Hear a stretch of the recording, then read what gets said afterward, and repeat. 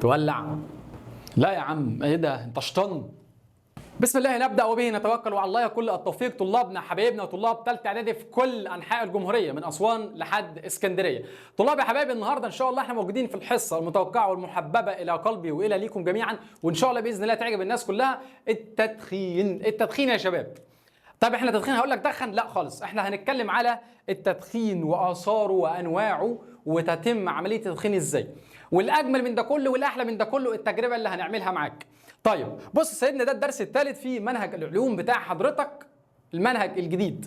كل اللي مطلوب ان انت تكون خلاص ذاكرت الدرسين اللي فاتوا وحليت عليهم لحد ما نوصل النهارده للدرس الثالث ونتوكل على الله. بسم الله يا شباب. التدخين بمعنى، بص يا شباب تعالوا بس الاول.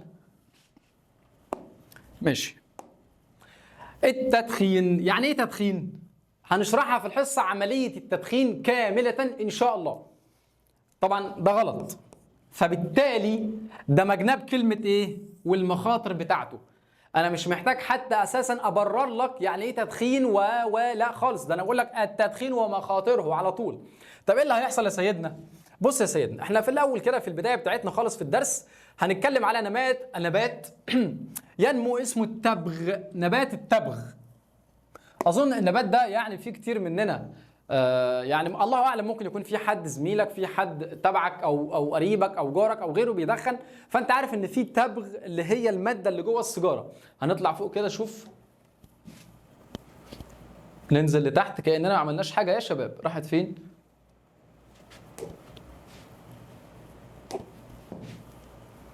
يعني شايف مكونات السيجاره، هنقول له ده كده التبغ، الورق بتاعه ده يا شباب. وهنشرح دلوقتي ان شاء الله الشجره نفسها. بيجيب الورق ده ويبدا ان هو طبعا يطحنه كده ويفركه لحد ما يوصل بالشكل ده ويتحط جوه الايه؟ الورقه الصغيره دي كده اللي بتتسمى بفره. احنا بنتكلم كلام علمي، بعد اذنكم محدش يضحك ولا حد يهزر في الموضوع ده خالص. هي دي كده مكونات السيجاره، هنبدا نتكلم عليها بالتفصيل. تعالوا نرجع بقى للحصه بتاعتنا من اول خالص عشان نشرح نبات التبغ وابدا نخش في التجربه الجميله بتاعتنا. يعني ايه نبات تبغ؟ وده نبات يعني احنا يا مستر المفروض بنحرقه، يعني المفروض مثلا مش حرام او مش غلط، لا هو غلط وحرام ان انت تعمل حاجه زي كده، وهنعرف الاسباب بتاعتها ايه، عشان ليها اضرار بيئيه هتضر الكائنات حواليك. وخد بالك احنا بنتكلم على كلمه بيئيه، يعني مش الانسان بس، احنا بنتكلم على انسان ونبات وحيوان وانسان تاني زيك، فهتاثر على كل الكلام ده، وهنعرف ان شاء الله في الدرس بتاعنا. هذا النبات يسمى نبات التبغ، وهو ينمو بصورة أساسية في المناطق الدافئة، المناطق الاستوائية اللي بينمو فيها. زي إيه؟ زي مثلا البرازيل، زي دولة الإكوادور، زي مثلا في برضو أماكن كده. أنا كنت فاكر الأماكن دي قوي، بس عارف أنت حتة المناطق الاستوائية. أنا راجل مش بتاع جغرافيا ولا تاريخ ولا بتاع دراسات اجتماعية عشان أقول لك الأماكن كل الاستوائية أو الدول اللي بتقع في المنطقة الاستوائية، بس اللي فاكره إن الإكوادور، كولومبيا، البرازيل، على ما اعتقد يعني من معلوماتي زمان ايام التاريخ، ايام زمان بقى خالص ما كنا بناخد جغرافيا قصدي، ماشي. فبتنمو بصوره اساسيه في المناطق الدافئه وتحديدا في المناطق طبعا الاستوائيه. يتميز بايه بقى؟ شوف النبات ده مهم، يعني ممكن يا مستر يسالني في النبات ده مكوناته، ليه لا؟ ممكن يجي لك مصطلح علمي، نبات ينمو في المناطق الاستوائيه يتميز بساق مستقيمه سميكه. زي ما انت هتشوف الساق بتاعته مستقيمه، يعني مش واخده شكل حلزوني مثلا، وسميكه عامله زي عود القصب مثلا كده اهي. الساق بتاعته دي بالظبط، ده الجزء ده الساق، الجزء ده، وده كده الازهار بتاعته. ما هو نبات مكون طبيعي. النبات اساسا عباره عن ايه؟ ادي النبات شويه جذور، ودي التربه، ودي ورقه. الساق بتاعته دي كده بتاع نبات التبغ مستقيمه وسميكه. دي الازهار بتاعته، خلاص هتلاقي هنا في زهره مثلا، ودي ورقه بتاعته. وينمو فين؟ عرفنا في المناطق الاستوائيه والامثله بتاعتنا، علشان ممكن يجيب لك نبات ينمو في منطقه البرازيل مثلا وهكذا وهكذا، فتبقى عارف ان ده نبات اسمه نبات التبغ. والاوراق بتاعته خضراء كبيره، حجمها كبير اهي. هتلاقي ان الورقه هننزل لها دلوقتي اللي انا قلت لك بتبدا ان هي تتفرك كده عشان تبدا تتجمع وتتلف داخل الورقه اللي اسمها البفره عشان تبقى سجاره. وازهارها انبوبيه، الزهره بتاعتها الورده دي الزهره، ده نبات زهري يحتوي على ازهار. يعني التكاثر بتاعه بيتم طبعا تكاثر جنسي عن طريق الايه؟ الازهار. فالزهره بتاعته شكلها ايه؟ انبوبي. انبوبيه الشكل، منها الابيض او اللون اللي هو الزهري او اللون الاحمر. كل ده على النبات بتاع التبغ زي الفل. الازهار بتاعته اتكلم عليها، الساق بتاعته اتكلم عليها، الاوراق بتاعته اتكلم عليها، وبينمو فين اتكلم عليها. كل دول 4 حاجات مهمين جدا على نبات التبغ، وده الشكل بتاعه.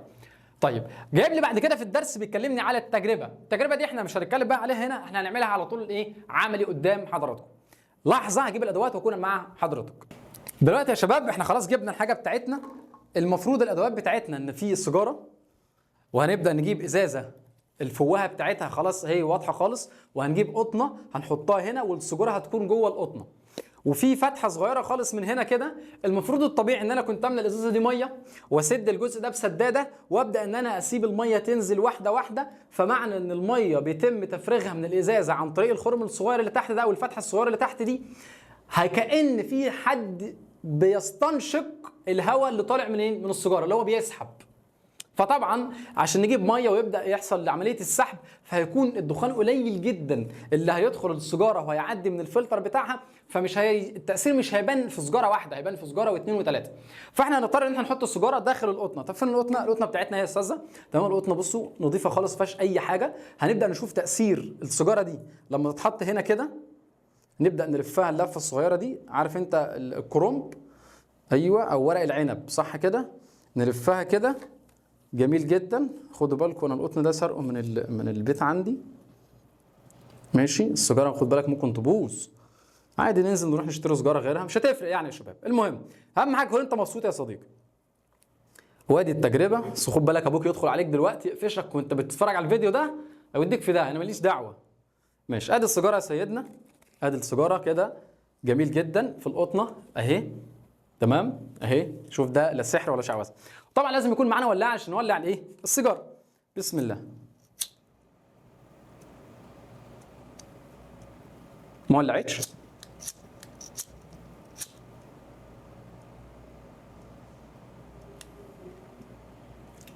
هنبدا بقى ان احنا نسحب من هنا.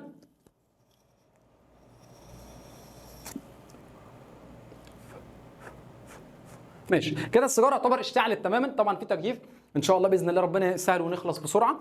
اللي هيحصل شايف في دخان بيتملي فين؟ جوه الازازه.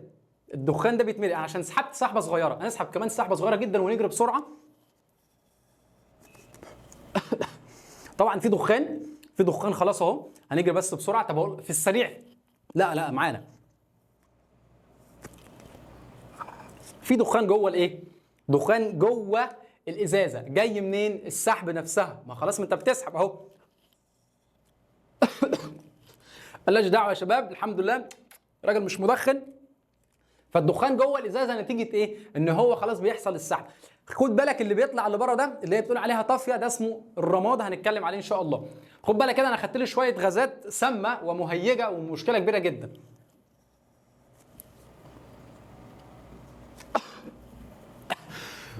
التجربه خلاص خلصت. هقفل السيجاره واجي لكم عشان نشوف القطنه. طب ماشي ثانيه واحده، اتفضل بعد اذنك. اطفي السيجاره دي. ايوه اتفضل اقفلها بسرعه. ايوه شكرا جدا لحضرتك. الناس هنا زمايلنا بيساعدونا. طبعا لو انتوا شايفين في ايه؟ في دخان طالع من الازازه. ماشي. بصوا يا حبايبنا جبت لك البتاع تاني اهو. البتاع تاني ماشي. احنا بس روقنا الاستوديو. نفس القطنه اهي. بص يا استاذي، شايف كل ده الايه؟ شايف ده كل ده لون داكن جاي نتيجه الادخنه او الدخان اللي طالع من الفلتر بتاع السيجاره. شايف؟ بص شوف اهو. كل ده المفروض انت حضرتك بتستنشقه، او طبعا اللي بيدخن انت طالب جميل ما بتدخنش. ماشي. نرجع القطنه بقى ونظبط الدنيا ونبدا نشتغل ان شاء الله يا شباب. التاني يا شباب، ورجعنا بعد ما بوظنا الدنيا الحمد لله. الحمد لله ما اتطردناش من الاستوديو. ايه اللي حصل هنا يا سيدنا؟ تعالى بس ايه، ايوه نظبط دنيتنا.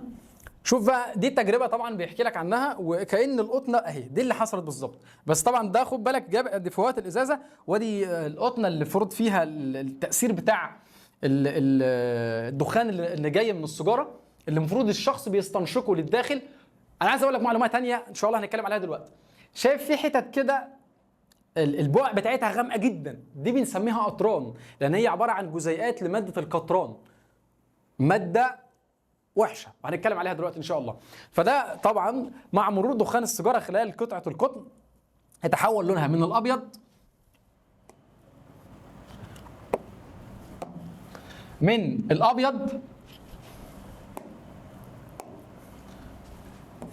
الى اللون الداكن او البني.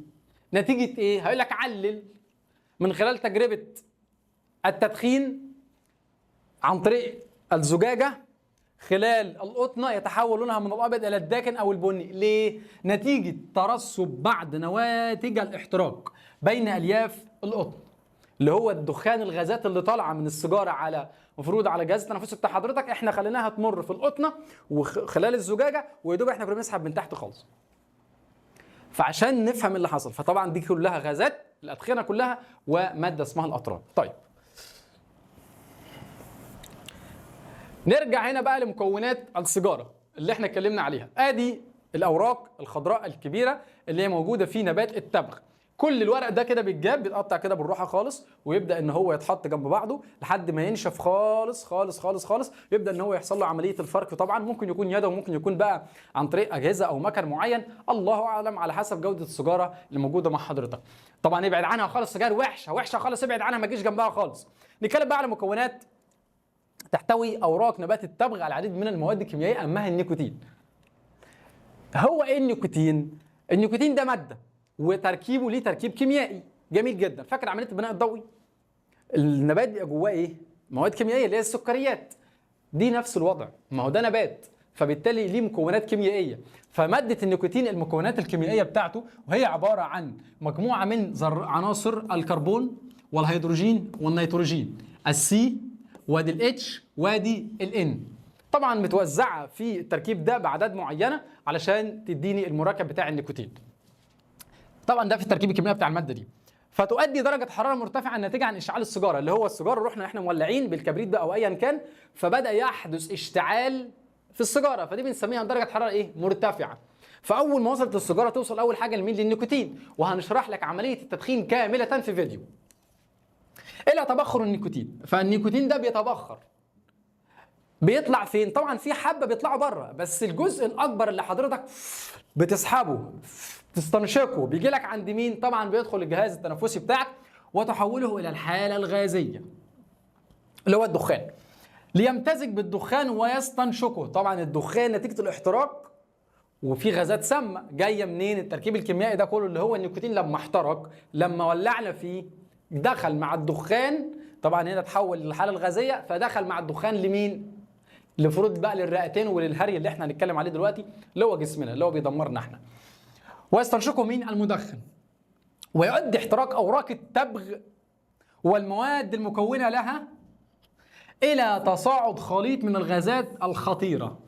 يعني حضرتك مش بتضر بس، انت بتعمل عمليه سحب للغازات دي داخل جسمك، انت بتضر، دي اضرار صحيه، وبيطلع منها اضرار، بيطلع الدخان ده بره برضه، بره فالبيئه اللي انت قاعد فيها، سواء بقى انت قاعد جنب زوجتك، قاعد جنب، احنا ما بنتكلمش على طالب ثالثه اعدادي فقط، بتكلم على كل اللي هيتفرج على الفيديو.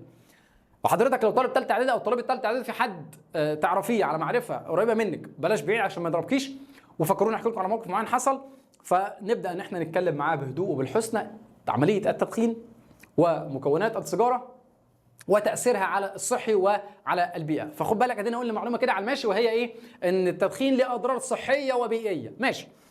زي ايه الغازات دي؟ غازات سامه. يا نهار ابيض، سامه؟ يعني انا بستنشق غازات سامه؟ بص يا سيدنا، ادي الغازات السامه زي اول اكسيد الكربون CO، والسيانيد الهيدروجين اللي الرمز الكيميائي بتاع HCN.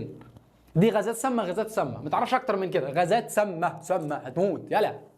غازات مهيجه زي اكسيد النيتروجين ال NO او ال NO2، وغاز الامونيا ال NH3. خد بالك، غازات مهيجه بمعنى يعني مثلا لو انت قاعد جنب حد مدخن، او انت اول مره تولع سيجاره، فممكن تلاقي دخان جه جنب عينك كده، فتحس ان انت دمعت، يا نهار ابيض، دي مهيجه. فلما عينك دمعت يعني عينك بتدافع عن نفسها بالدموع. دموع. ماشي. ايه تاني يا سيدنا من المكونات؟ قال لك السكريات والبروتينات النباتيه. الله، يعني يا مستر في سكريات يعني حاجه حلوه؟ هو يا سيدي حاجه حلوه، بطل هزار بالله عليك وركز معايا. السكريات والبروتينات النباتيه دي مواد تانية موجوده توجد طبيعيا في اوراق التبغ. كل الكلام ده مكونات اوراق التبغ اللي هي بيتعمل منها السيجاره. عرفنا اول حاجه النيكوتين، تاني حاجه اسمها سكريات وبروتينات نباتيه. ما هو الطبيعي ان النبات التبغ ده بيعمل عمليه بناء ضوئي مع اوراقه خضراء، صح؟ فالسكريات اللي جواها، السكريات اللي موجوده بقى، او الغذاء اللي كونوا من خلال عمليه البناء الضوئي نبات التبغ ده بتبقى سكريات وبروتينات نباتيه. بس ركز معايا، وعند احتراقها بقى الحاجات دي لما تحترق داخل السيجاره بتنتج اول اكسيد الكربون برضو اللي هو قلنا عليه غاز سام هنا. يا دي المرار، يا دي المرار اللي عليك يا سيدي. ادي شايف القرف كل ده ماشي. والقطران هي كانت ناقصه قطران، هي كانت ناقصه قطران. وهو بيعرف لك بقى القطران هو سائل لزج يتكون من خليط من نواتج احتراق السكريات والبروتينات والالياف. نقول تاني، المكونات بتاع نبات التبغ الطبيعيه اللي موجوده جواها النيكوتين وشرحناه وينتج عن احتراقه غازات سامه وغازات مهيجه. طيب ايه تاني حاجه مكونه ليه؟ السكريات والبروتينات النباتيه، ودي موجوده في اوراق النبات بتاع التبغ، وعند احتراقها بينتج مين؟ اكسيد الكربون. وايه تاني؟ وماده القطران. ده اول اكسيد الكربون السي او. وماده القطران، ماده القطران التركيب الكيميائي بتاعها عباره عن ايه؟ سائل لزج يتكون من خليط من نواتج احتراق السكريات والبروتينات والالياف. كل دي موجوده. لما تحترق يعمل لك القطران. اسهل لك الموضوع، القطران ده اللي بيعمل اصفرار في الاسنان، وبيعمل حاجه تانية مصيبه هنتكلم عليها دلوقتي في الاضرار الصحيه بالنسبه للجهاز التنفسي اللي هم الرئتين. يعني اقرب حاجه ليك يعمل اصفرار في الاسنان، ده بيعمله ماده الايه؟ القطران.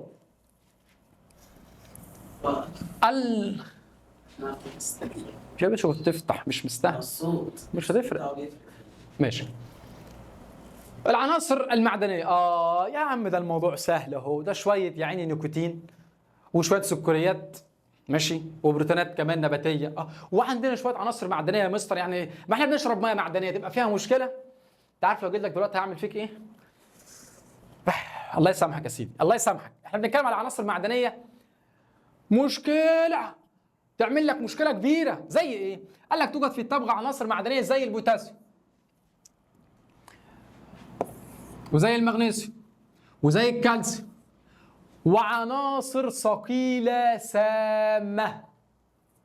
في عناصر ثقيله، العناصر دي بنسميها سامه، تقيله كده بتعمل مشاكل. يعني زمان بيقول لك هتاكل سمك كتير، كان الست الحامل يقول للست الحامل تاكلي سمك كتير في فتره معينه من الحمل تعمل مشاكل.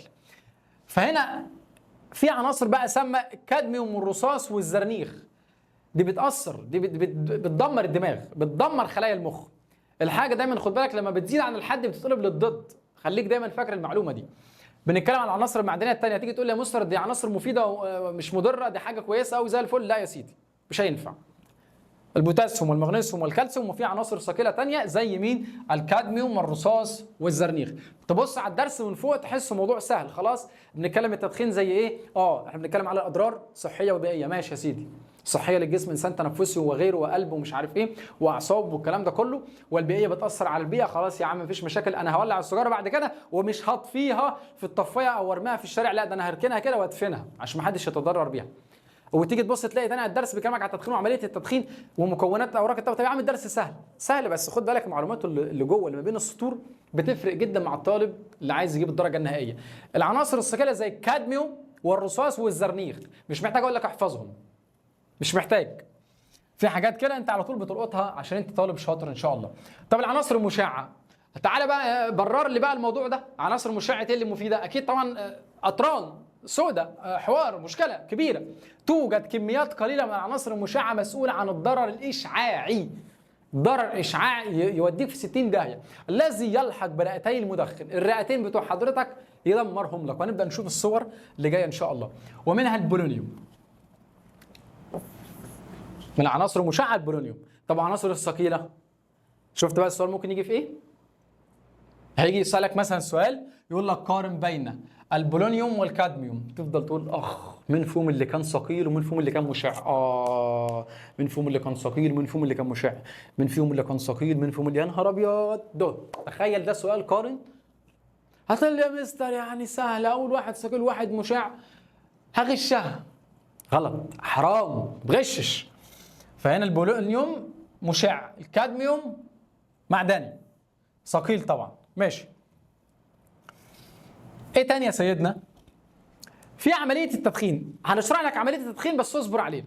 عمليه التدخين تمر بقى العناصر المعدنيه والمشعه بالمراحل الاتيه. مش انت عندك عناصر معدنيه وعناصر مشعه اي نعم، والعناصر المعدنيه دي زي البوتاسيوم والمغنيسيوم والكالسيوم، وفي عناصر ثقيله زي الكادميوم والرصاص والزرنيخ. ايوه يا سيدي، مالها يا عمنا، مالها يا استاذ علاء؟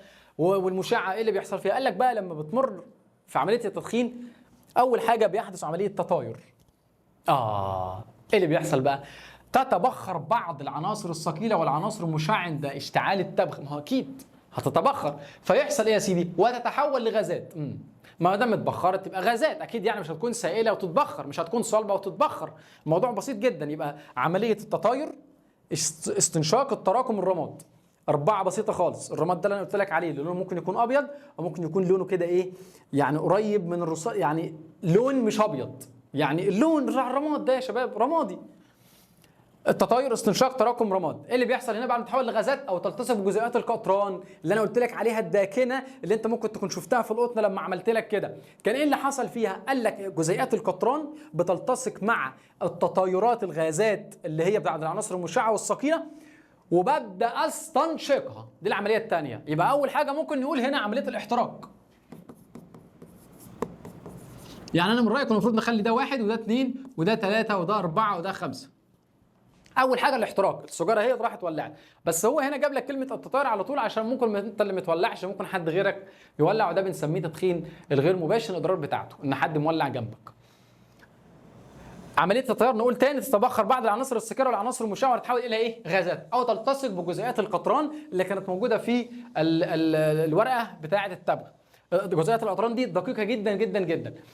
تبدا عمليه الاستنشاق فتدخل ذرات العناصر المشعه لو التصقت بالقطران برضه بجزيئات القطران، تبدا ان هي تخش عند الرئتين عندنا فتدمر لي الدي ان ايه بتاع الخلايا الرئه. ركز معايا في الحته دي. بص يا سيدنا، لو هنرسم كده خليه في السريع هنا في كده في نواه وجواها نويه وفي سائل نووي وفي دي ان ايه.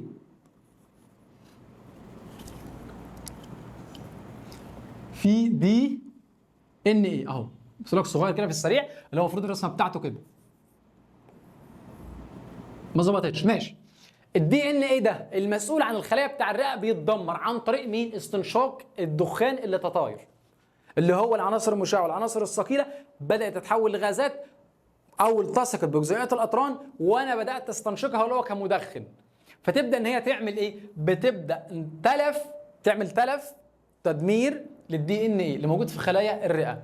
فالرئه فيها خلايا، والخلايا الشكل بتاعها ادي النواه، وهنا فيه جزيئات ثانيه. جميل جدا. فادي النواه اللي فيها نويه وفيها سائل نووي، فيها دي ان ايه ومحاطه بغشاء نووي. هذا الدي ان ايه الذي يحمل المعلومات الوراثيه بيتدمر.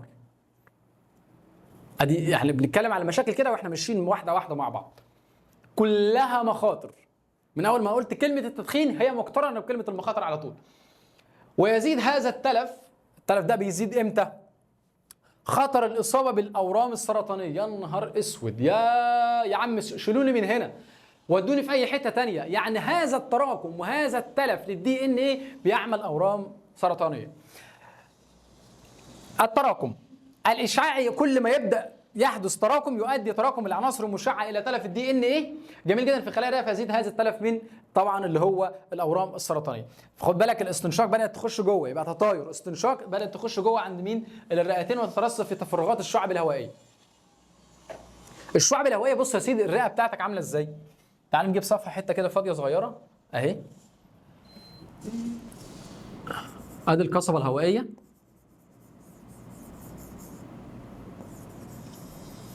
وادي الرئه،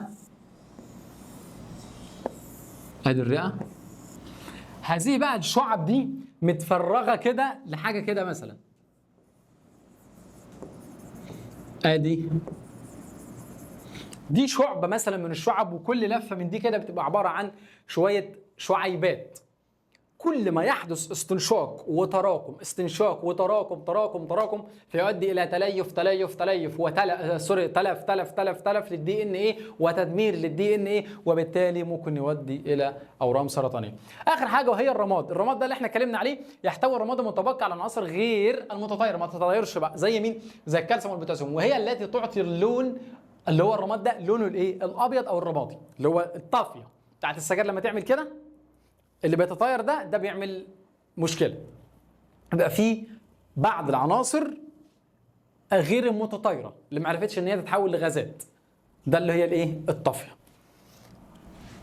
ما تدخنش يا صديقي السيجاره ليست مجرد لفافه ورقيه، بل تحتوي على اوراق نباتيه، وهذه الاوراق النباتيه بمجرد اشتعالها اللي هو اوراق التبغ تبدا ان يعمل لك تدمير كبير جدا في الصحه وفي البيئه، فتحدث تفاعلات كيميائيه معقده انت ما بتشوفهاش، مش حاسس بيها. ممكن شخص يكون غير متعلم فهو بيولع وخلاص مش واخد باله، لكن جواه بيحدث تدمير كبير جدا وتنتج عده الاف من المواد الكيميائيه. طب انت شخص متعلم وبتعرف دلوقتي اللي بيحصل من خلال عمليه التدخين، فالمفروض انك توقف تدخين حالا. معظمها غازات سامه ومواد مسببه للسرطان، لذا يعتبر تدخين التبغ احد اكبر المخاطر التي تهدد الصحه العامه. التدخين غلط بيعمل مشكله كبيره جدا في الصحه العامه، فيقدر عدد الوفيات الناتجه كل عام بما يزيد كمان عن 8 مليون شخص اللي بيتوفوا بسبب التدخين، 8 مليون بني ادم كل سنه، وفقا لتقرير منظمه الصحه العالميه ووزاره الصحه المصريه. تمام. طيب اضرار بقى التدخين. قبل ما اكلمك على اضرار التدخين هلف لك سريع جدا عمليه التدخين. اتكلمنا على عمليه الاحتراق، تجيب ان انت السيجاره اللي فيها التبغ بتاعها يبدا عمليه الاحتراق. ده بشرحه لك اشمعنى، ما ممكن مش هيقول لك مثلا قول لي الخطوات بتاع عمليه التدخين، بس انا بفهمك الموضوع ممكن يوصل لايه عشان اشرح لك الجمله الصغيره دي. نقول تاني في السريع جدا، انت السيجاره تبقى موجوده كده مثلا، بتحدث عمليه الاشتعال، ثم السيجاره بتبدا ان موجوده في الفم. عمليه هذه الاشتعال بيبدا ان هو يحدث احتراق، وهذا الاحتراق خد بالك احتراق غير تام. معلومه، ابدا بقى ارجع كده للاحتراق التام والغير التام، نرجع بالسريع هنا. فهذا الاحتراق غير التام بيبدا في عمليه اللفافه اللي حوالين اللي هي الحته البيضاء دي وداخلها التبغ، فتبدا ان التبغ ده بيبدا يحترق في عمليه الاحتراق دي، فبيحدث عمليه اسمها عمليه التطاير. بتلاقي ان هنا المواد السامه، العناصر او الغازات، الحاجات دي كلها بتتحول لايه؟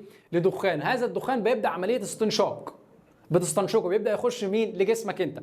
بعد عمليه الاستنشاق جهاز التنفس القصبه وغيره يوصل للرئتين، بيبدا ان هو كل ما يوصل للرئتين بيبدا يعمل مشاكل في الشعب الهوائيه، وهنشوف شكلها وتاثيرها على الرئه كمان شويه، الاضرار اللي هي الصحيه بسبب تاثير السجاير. بعد كده هذا التراكم ده، قبل ما التراكم كمان بيعمل DNA اللي موجود في خلايا الرئتين بيتلف، بيبوظ، بيتخرب. وهذا التراكم كتير يحدث تلف وحاجات كتير جدا للDNA. كل ما هو يتدمر اكتر كل ما لا قدر الله تكون معرض اكتر للاصابه بالامراض السرطانيه. خلص الموضوع على كده؟ قال لك لا، ده انت كمان بتعمل كده، بيطلع شويه دخان بيأثروا على البيئه، وبتلاقي ان الرماد الناتج من السيجاره او بنقول عليه الطافيه دي بيكون لونه ابيض او يا اما رمادي. ده ليه تاثير برضه، وده بيكون نتيجه العناصر اللي ما تحولتش وما استنشقتهاش فطلعت فين؟ بره. دي عمليه التدخين بسرعه جدا عن طريق الايه؟ السيجاره. نكمل هنا يا شباب اضرار التدخين. بنتكلم ان في اضرار صحيه، تتحد المكونات الكيميائيه الناتجه عن الاحتراق لتهاجم اجهزه الجسم الحيويه. خد بالك، شايف الرئه دي مش هتوضح اكتر، سيبك من دي، بص على الحته دي يا سيدي، دي الرئه الطبيعيه اهي، الرئتين اهم، انما دي المتضرره. طب دي جت منين؟ فاكر لما كنت بقول لك ان الغازات السامه او تلتصق بالاطران وتبدا تترسب داخل الشعب الهوائيه، الرئه دي المفروض كده عامله زي بالونه منفوخه خفيفه كده. بعد الترسب ده فيها وتراكم لتلف DNA بتبدا تكون مهرتله كده، يعني مهرتله، عارف انت المهرتل؟ هي مهرتله كده ولونها بيتحول للغمقان ده كده. هذه الاضرار الصحيه ماشي بالنسبه للجهاز التنفسي. بيبدا يحصل ايه؟ يؤدي التدخين لتغير لون الرئتين من اللون الوردي، يعني لونها كان وردي زي ما احنا شفنا، بيبدا ده طبيعي طبعا الى اللون الداكن او الاسود. بسبب ايه؟ نتيجه ترسب ماده القطران. عمالين نشرح ونقول اسئله في النص، عمال اقول لك بتتحول من اللون الورد الطبيعي الى اللون الداكن او الاسود ومهرتله نتيجه ترسب ماده اسمها ماده القطران. وقلت لك ماده القطران برضو بتعمل اصفرار للاسنان، يعني انت لو شربت سجاير هتتعرف غير ريحتك طبعا وهدومك. ودقائق المواد الكيميائيه داخل انسجه الرئه، المواد الكيميائيه لها دقائق هي وماده القطران بيترسبوا داخل الخلايا، والخلايا طبعا مع بعض كتير تعمل لي انسجه، فهذه الانسجه في الرئه فبتخلي الرئه مهرتله كده مش ماسكه نفسها ولونها بيتغير كمان. مع مرور الوقت بقى تفقد الرئتين المرونه بتاعتها وتقل سعتها، ما انت السعه بتاعتها، فبتستقبل الغازات، فبدأت تكش، بدأت تتسد بمعنى أصح، بقت مسدودة من خلال الدقائق بتاع الأطران وبتاعة المواد الكيميائية الأخرى. فيعاني المدخن من ضيق تنفس. تبدا تكح، مش قادر تاخد نفسك، نتيجه ايه؟ الرئتين مش قادره تعمل عمليه تبادل الغازات. لو انت فاكر، لا ما شرحناش دي، لا متهيألي يعني في السريع كده، تبادل الغازات كانت في ثانيه اعدادي عند حضرتك. طبعا الاكسي هيموجلوبين والكربامين وهيموجلوبين، الاكسجين بيتحد مع الهيموجلوبين اللي موجود في كرات الدم الحمراء، وثاني اكسيد الكربون بيتحد برضه، فيبدا ان يطلع ثاني اكسيد الكربون وموجود اكسجين عشان جسمك محتاجه. دي عمليه تبادل الغازات ما بتتمش بسهوله وما بتتمش بطريقه طبيعيه في حاله الشخص المدخن لفتره كبيره جدا، لان بقول لك ايه؟ مع مرور الوقت. يعني انت لو شربت سجاره يلحق ايه؟ بطل، ماشي؟ عشان مع مرور الوقت تدريجيا بتقل السعه بتاعه الرئتين، فيعاني المدخن من ضيق تنفس.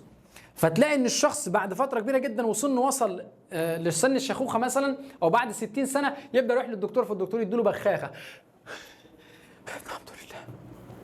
ليه؟ بيبدا ياخد البخاخه عشان ما يموتش، بمعنى اصح. اجيبها لك بقى من الاخر يا سيدي. وسعال مستمر، على طول سعال مستمر وتعب كده وحاجه قرف، وتراجع ملحوظ في القدره على بذل المجهود البدني. خلاص جسمك مش قادر ان هو يعمل مجهود بدني بسبب تاثير السجاير. كما تزيد فرصه الاصابه بسرطان الرئه. ربنا يحمي الناس كلها. الاذان تنساش تصلي وترجع لدوسك تاني. هنا بقى يا سيدنا بنتكلم على مرض اسمه النفاخ الرئوي. ده احنا شرحناه بس ما كناش مسميين اسم المرض بالظبط. فانا بيكلمك بقول لك قد تؤدي او يؤدي التدخين الى اصابه المدخن بمرض اسمه النفاخ الرئوي. شايف انت اللي بيحصل ده كده الطبيعي، ده كده مش طبيعي. ايه اللي بيسبب ده؟ هذا المرض هو بيحدث عند استنشاق الدخان، تتكثف ماده الاطران اللي عمالين نتكلم عليها. هذه الماده لما تتكثف، خد بالك ان ده يعني خد بالك احنا قلنا ان ده سائل لزج، وتترسب تدريجيا على الجدر الداخليه للحويصلات الهوائيه، فتفقد الانسجه الرئويه مرونتها. فمفروض مرنه بتفقد المرونه بتاعتها. مع استمرار تراكم القطران تتمزق جدر الحويصلات الهوائيه وتتحول من اكياس صغيره وكثيره الى تجاويف كبيره. الاكياس الصغيره خالص دي فبتبقى ايه؟ كل دي اكياس صغيره بتتحول لكيس كبير ومنتفخ وبتفقد المرونه بتاعتها، ودي مشكله. مترهله، ده اللي عملك بتبقى كده مترهله خالص. المفروض الرئه كده فيها مرونه، فتحدث عمليه تبادل الغازات. نتيجه ذلك تقل مساحه السطح المتاح لتبادل عمليه تبادل الغازات بشكل كبير جدا، فيعاني المريض من ضيق شديد في التنفس ومزمن طبعا، مما يقلل من كميه الاكسجين التي تصل الى الدم. عمليه تبادل الغازات مهمه جدا جدا جدا، اللي بيؤثر عليها هذا التدخين. تراكم القطران بيعمل على كام حاجه، طبعا بيترسب فبتفقد المرونه بتاعتها، وبتلاقي الحجرات دي كلها بدات تتفتح على بعضها تبقى حجره كبيره. تتكثف ماده القطران اللزجه وتترسب تدريجيا على الجدر الداخليه للحويصلات الهوائيه، فتفقد الانسجه الرئويه مرونتها، فقدت المرونه. ومع استمرار تراكم القطران بتتمزق اللي جوه، بتتمزق الجدر بتاع الحويصلات دي، بتبقى حويصله كبيره، وطبعا مشكله كبيره، مش هيبدا انه يكون في عمليه تبادل غازات بطريقه طبيعيه. طبعا ده بتاثر على الشخص اللي يروح مثلا يقول لك انا هحجز كوره، يقول لك ده انا مش عارف بلعب رياضه. مفيش، هيبقى في مشكله كبيره جدا. البذل المجهود الطبيعي هيبقى فيه مشكله، وهنتكلم على المشاكل بدر والاضرار اللي هتنتج من ده، وانت هتتخيل وهتشوف بنفسك. الجهاز الدوري اللي هو طبعا القلب، خد بالك الجهاز الدوري مكوناته القلب والدم والشرايين والاورده. تعال شوف دلوقتي، ده شريان شخص مدخن وجواه كده السوائل اللي بتمشي، الدم بقى دلوقتي والبلازما وغيره، جميل جدا. فالتدفق بيكون قليل، انما هنا التدفق ايه؟ طبيعي جدا. الانسداد اللي حصل ده، في انسداد حصل داخل هذا الشريان نتيجه ايه؟ ارتباط اول اكسيد الكربون الناتج عن عمليه التدخين بهيموجلوبين الدم. تخيل الهيموجلوبين بتاع الدم لما بدل ما يرتبط بالاكسجين ويبقى الدنيا كده لذيذه وجميله، قال لك ده بيرتبط اول اكسيد الكربون CO مع هيموجلوبين الدم بمعدل اسرع بكثير من ارتباط الاكسجين بالدم. انت عندك ارتباطين، يا اما الاكسجين زائد هيموجلوبين فبتعمل مركب اسمه اوكسي هيموجلوبين، يا اما اول اكسيد الكربون زائد الهيموجلوبين. فده بيكون اسرع في حاله ايه؟ التدخين من ده. فبالتالي لما ده يحصل ايه اللي بينتج؟ في مشكله كبيره في عمليه تبادل الغازات، ودي لوحدها مشكله كبيره. فتقل نسبه الاكسجين المحموله في الدم. تخيل انت الدم عندك نسبه اكسجين قليله، مشكله كبيره. كما ان النيكوتين يزيد من معدل ضربات القلب والضغط بتاع الدم. ضغطك يعلى، ضغط الدم يعلى، وضربات القلب بتزيد. مين اللي بيعمل الكلام ده؟ النيكوتين. وضيق الاوعيه الدمويه اللي احنا اتكلمنا عليها مما يزيد من خطر الاصابه بامراض القلب وتصلب الشرايين فتؤدي الى الموت. طيب الجهاز العصبي، فاكر الغازات اللي قلنا مهيجه؟ طبعا الجهاز العصبي ما بيكونش طبيعي، فالغازات المهيجه دي بتاثر على العينين طبعا وعلى الجهاز العصبي، فتسبب السموم الناتجه عن التدخين اضطرابات في الجهاز العصبي، قد يؤدي النيكوتين لزياده التوتر واضطرابات النوم. مش عارف تنام، في توتر، في متضايق كده، خلاص عايز اي حاجه ينفخ فيها. نتيجه ايه؟ ان كان في نيكوتين. طب هل يا مستر ما في ناس مش مدخنين ومتوترين؟ طبيعي، بس انت بتزود من ده، بتأثر أكتر عند التدخين والنيكوتين لما بيجي يخش جسمك، فبيعمل على إن الجهاز العصبي والحواس بتاعتك، فبتأثر أكتر، فبتعمل لك توتر واضطرابات للنوم. من اللي بيعمل الكلام ده؟ النيكوتين. واضطرابات الرؤية كمان، اضطرابات في العين، الرؤية. وعلى المدى الطويل كانت تؤثر سلبا على وظائف الدماغ والتركيز، خاصة لدى المراهقين زي حضرتك كده بالظبط، اللي خلاص داخل لسن المراهقة، فبتعمل مشاكل في الجزء ده. زي إيه؟ طبعا اضطرابات النوم واضطرابات الرؤيه. وعلى المدى الطويل بتؤثر سلبا على الدماغ.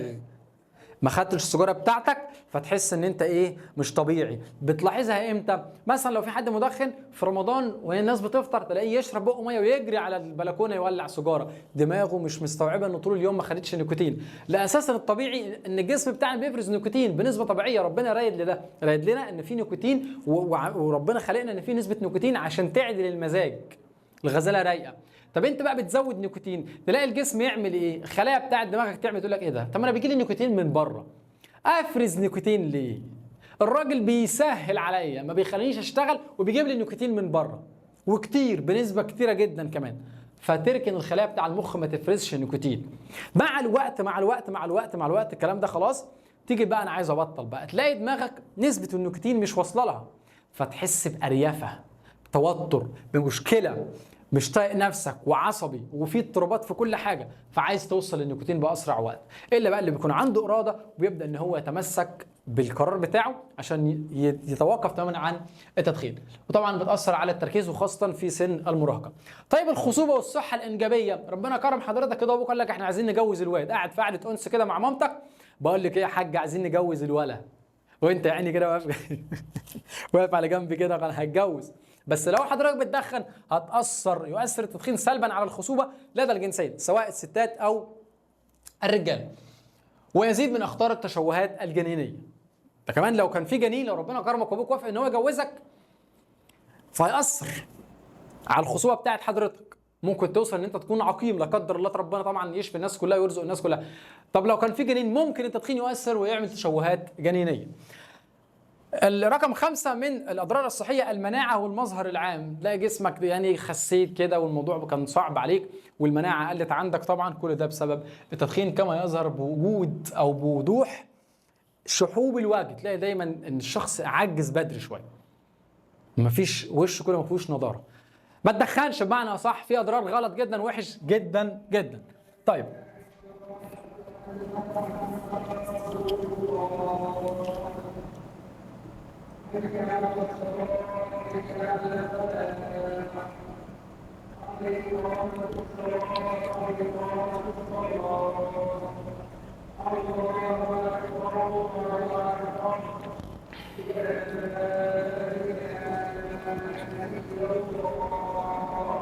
هل يا صديقي الموضوع انتهى ان يكون في اضرار صحيه فقط؟ هل انت بتدخن عشان تضر نفسك بس؟ هنفترض انت حر ما لم تضر، انما انت بالتدخين بتاع حضرتك بتضر برضه، بتضر مين؟ البيئه. لا يتوقف ضرر المدخن عند حدود الاشخاص، بل تمتد اثاره السلبيه الى النظم البيئيه. اوعى والبيئه، اوعى تدخن، بيحدث عمليه تلوث الهواء. انت بتلوث الهواء بالدخان بتاعك، كانك انت عربيه ماشيه كده، عربيه 128 فعماله الشكمان عمال يجيب ايه؟ دخان يبوظ في البيئه، فحضرتك زي كده بالظبط من غاز ثاني اكسيد الكربون CO2. وزياده هذا الغاز في الجو يعمل عمليه اسمها عمليه الاحتباس الحراري. كل ما ثاني اكسيد الكربون يزيد في الجو واحنا بنقطع في الشجر يبدا يعمل لك احتباس حراري. ماشي. وايه تاني؟ ويعمل تلوث الماء والتربه. تبص تلاقي ان النيل كده تلوث، ما تلوثش النيل. الدخان بتاع السيجاره بتاعتك بيلوث النيل، ما تلوثوش. والتربه كمان بتتلوث، فتعتبر الاعقاب بتاعت السجاير، عقب السيجاره بيبدا ان هو يلوث التربه والمياه، وده بيأثر طبعا من خلال وجود على مواد كيميائيه وتحتوي على مواد كيميائيه ضاره تتسرب الى التربه والمياه، تؤثر على الكائنات الحيه الاخرى، على الديدان وعلى النمل وعلى كل حاجه وعلى الفئران، وبتعمل مشكله كبيره جدا. دي التاثيرات البيئيه. طيب طبعا هنا بقول لك منظمه الصحه العالميه للتدخين يطلق عشرات الملايين من الاطنان، 10 مليون طن فما اعلى كمان من غاز ثاني اكسيد الكربون في الغلاف الجوي. ده بيزيد من عمليه احتباس الحراري، فعمليه عمليه التدخين تؤدي لعشرات الملايين من ثاني اكسيد الكربون، فيؤدي ان ده زيادته تعمل على زياده الاحتباس الحراري، فبيعمل لنا الحر زياده كتير جدا ده. ومنظمة الصحة العالمية بتقول ايه تاني؟ ان عدد تريليونات من المرشحات اللي هي الفلاتر الفلتر اللي هي العقب بتاع السيجارة ينتهي بها المطاف في المحيطات والانهار وعلى الارصفة والارضيات وعلى الشواطئ كل عام. طبعا دي بتخلي ان في ناس تانية ممكن يكون مش معاها فلوس تدخن تبدا ان هي تلم العقاب بتاعت السجاير وتولعها تاني، اضرار ما بعدها اضرار. فاكرين بهزر طبعا، لا الموضوع صعب جدا، وبنشوف كلنا في الشوارع الناس اللي بتلف تبدا تمسك عقب السيجاره وتولعه تاني وتستنشق الدخان وتعمل مشكله، وهو اتملى ملوثات واتربه، فبتعمل مشاكل كتيره جدا. ربنا يعافي الناس كلها. انواع التدخين بقى يا سيدي، اول حاجه التدخين التقليدي، واحد كده عزم عليك زي ما انت شفت في اول الفيديو قال لك تولع، فانت قلت له لا لا لا يا عم ايه ده وانا طشان ولا ايه؟ ده التدخين التقليدي، تبدا تمسك السيجاره وانت ايه؟ تولع. فهنا التدخين انت تستنشق الدخان وهذه الغازات السامه وهذه ماده الاطران وكل القرف اللي احنا اتكلمنا عليه ده، فبيعتمد على حركه اوراق التبغ الموجوده في السجاير وحضرتك بتستنشقها بنفسك، فبتدخل الى جسمك وبتبدا ان انت تحصل بقى جسمك بيحصل على ماده الاطران وغاز ثاني اكسيد الكربون، ولا تسبب اضرار بالغه ومباشره الى الرئتين والقلب. ده التدخين التقليدي، تولع السيجاره اهو، شايف ايدي دي قطعها له دلوقتي. طب بقى التدخين الالكتروني بيعتمد على جهاز يقوم بتسخين سائل يحتوي على النيكوتين، سائل كده ليكويد، ده تبدا ان انت تحطه جوه الفيب وتبدا تدخن بانواعه بقى كلها، لانتاج بخار يحتوي هذا البخار على جزيئات دقيقه جدا ومواد سامه تتصاعد من ملف التسخين، كما تؤدي طبعا في حبه بيطلعوا بره وفي ايه، انت بتسحب بقى، اسحب بقى يا باشا من الفيب وابدا طلع الكلام ده، طبعا مضر جدا من النيكوتين الى سرعه الادمان، وقد تؤدي الى اضرار حاده في وظائف القلب والجهاز العصبي. قلت له يا مستر والله يعني ده الفيب ارحم شويه من التدخين، وفي ناس بتلجا للفيب علشان تبطل تدخين، ممكن، بس في اضرار للاثنين، في اضرار للاثنين، ممكن نقول الفيب اقل شويه انما في اضرار للاثنين. التعرض بقى لنواتج التدخين، انت بقى دلوقتي في حد جنبك، يعني هحكي لكم موضوع قصه صغيره جدا حصلت لي شخصيا في الموضوع ده. ايه اللي حصل؟ كنت زمان كده راكب جنب سواق ميكروباص، فكنت واخد الكرسيين طبعا اللي جنبه برنس بقى، كنت ايه لسه قابض، فانا قاعد كده وساند ايدي على الشباك بتاع الباب، وهو بقى راح مولع سيجاره كده لما اجرته وراح مولع سيجاره، فانا بقول له والله يعني التدخين ده غلط وكده، فالموضوع صعب شويه، ده انت حضرتك بتحصل على 30% وانا اللي مش بدخن بيجي لي 70% من الدخان والاضرار دي كلها. قال لي بس كده يا استاذ، اتفضل دخن انت وخد ال 30% وهات لنا ال 70%. فطبعا الموضوع كان ازاي يا عم انت بتقول ايه؟ الموضوع مش طبيعي خالص. فهو ما عندهوش طبعا الفكره بتاعت ان في اضرار والكلام ده كله، او ممكن يكون عارف بس بيدخن عادي، لدرجه ان هو علبه السجاير كاتب لك عليها انها مضره للصحه بس برضه بيدخن. فكان الطرافه في الموضوع ده بيقول لك خد يا عم انت 30% وهات لي يا باشا انا اولى بال 70% ايه من الاضرار دي ليا انا. لما نيجي نتكلم عن التدخين المباشر، هو الشخص اللي بيولع السيجاره بنفسه باستنشاق الدخان الناتج عن احتراق الايه التبغ او الرذاذ المنبعث من اجهزه التدخين الالكترونيه. ده مباشر سواء انت بتدخن سجاير عاديه او فيب. طب بقى الغير مباشر او بنقول عليه السلبي، استنشاق الاشخاص غير المدخنين للدخان، انت قاعد جنب حد كده وهو بيولع، فانت عمال تستنشق في الدخان بتاعه الذي نفثه المدخن اللي طالع من المدخن، او الدخان المتصاعد من طرف السيجاره، السيجاره اهي في دخان طالع منها، انت ممكن تستنشق الدخان ده، او الراجل بقى سحب الدخان وراح مولع بقى وراح مطلع الدخان ده منه هو، فانت استنشقت الدخان ده. فالدخان ممكن يكون جاي عن طريقين، الشخص اللي بيطلع الدخان من بقه فانت تستنشقه، قرف طبعا، او الدخان اللي طالع منين؟ من السيجاره، فالاثنين طبعا مصايب سوداء واطران من طرف السيجاره المشتعل الذي يحتوي على تركيزات اعلى من الغازات السامه. فال70% الدخان السيجاره بتأذي الشخص اللي بيدخن 30%، انما الشخص اللي بيستنشق الدخان اللي ملوش في السجاير خالص بيستنشق 70%. اعلى طبعا. طبعا غازات سامه ومسرطنه لعدم مروره عشان ليه بقى؟ نيجي نرجع نتكلم في الموضوع ده. انت الدخان بيدخل لك على طول دايركت، انما في السيجاره نفسها حاطط فلتر اللي هي البتاع اللي ورا دي، فالدخان هقول لك بيتفلتر شويه. لكن انت بقى قاعد كده جنبه الدخان جاي لك على طول، خد يا باشا روق على دماغك سلطن الطاسه، 70% كده يروقوك. لذا فإن غير المدخنين عرضة لخطر الإصابة بنفس الأمراض القلب والجهاز التنفسي أكتر من مين؟ من المدخنين نفسهم. طبعا الوعي الصحي ده ما تدخلش، وشوية حاجات مهمة جدا. يا رب يا شباب أكون أسعدتكم، يا رب أكون أفدتكم، يا رب تكونوا مش مدخنين، وإن شاء الله أشوفكم على خير في الوحدة الثانية والفازية. أشوفكم على خير. كان معكم علاء عمر.